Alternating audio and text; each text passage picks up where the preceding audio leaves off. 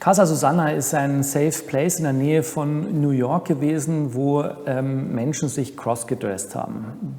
Und die waren zum Teil gar nicht schwul und die waren auch nicht lesbisch, sondern die hatten einfach nur Spaß daran, in eine andere Rolle zu schlüpfen. Und der Ort war einfach ein Freiraum, um das zu leben, was man sonst in der Gesellschaft eben in der Zeit, in den 50er und 60er Jahren nicht leben konnte. Ohne Angst zu haben, von der Polizei verhaftet zu werden, ohne Angst, vor Gericht gezogen zu werden.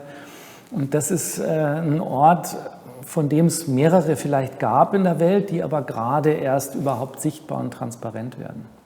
Ce qui est extraordinaire avec l'histoire de Casa Susanna, c'est que sans l'existence en fait des photos, personne n'aurait su cette histoire. Elle aurait été complètement invisible, perdue. Tous ces hommes se sentent extrêmement seuls en fait avec toutes leurs questions et en plus ils prenaient des risques énormes puisque la société américaine des années 50 était une société extrêmement puritaine, extrêmement conservatrice en fait. Et elle combattait tous les comportements déviants, tout ce qui n'était pas dans la norme en fait était véritablement condamné.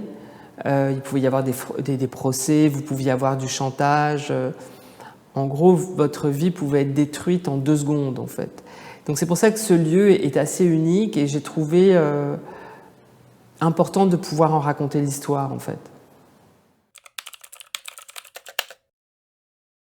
Ein Teil der Sammlung der Casa Susanna ist ja auch in den Händen von dem französischen Filmregisseur Sebastian Lifshitz. Und Cindy Sherman hat Anfang der Nullerjahre eben auch einen Teil dieser Sammlung oder der Hinterlassenschaften von den Leuten gekauft, die da aktiv waren. Und das Tolle an dieser Sammlung von Cindy Sherman ist, dass man eben sieht, nicht nur wie sich Leute inszeniert haben und wie sie so den Alltag normal verbracht haben in der Casa Susanna, sondern auch wie eine Künstlerin anfängt, das als Folie zu benutzen, um ein eigenes Werk drauf aufzubauen. Es sind eben 2 Serien in Verbindung zur Casa Susanna entstanden. Das Interessante ist eigentlich, dass Amateurfotografie dann künstlerisch verarbeitet und neu ventiliert wird in die Gesellschaft. Und man sieht eben, dass sowas wie Amateurproduktion, was in Fotoalben, in irgendwelchen Kisten gelandet ist, auf einmal zur Folie wird, wo künstlerisches Werk drauf aufgebaut wird. Das ist eigentlich das Interessante an Casa Susanna, auch wie das jetzt verhandelt wird als gesellschaftliches Produkt, das irgendwie aus einer Zeit kommt, die irgendwie über 50 Jahre zurückliegt. Ce qu'il faut comprendre, c'est que toute cette histoire, en fait, que ce soit à travers les photographies, que ce soit à travers une histoire comme Casa Susanna, ce sont des histoires et des vies des hommes et des femmes qui ont été invisibilisés dans la société pendant si longtemps.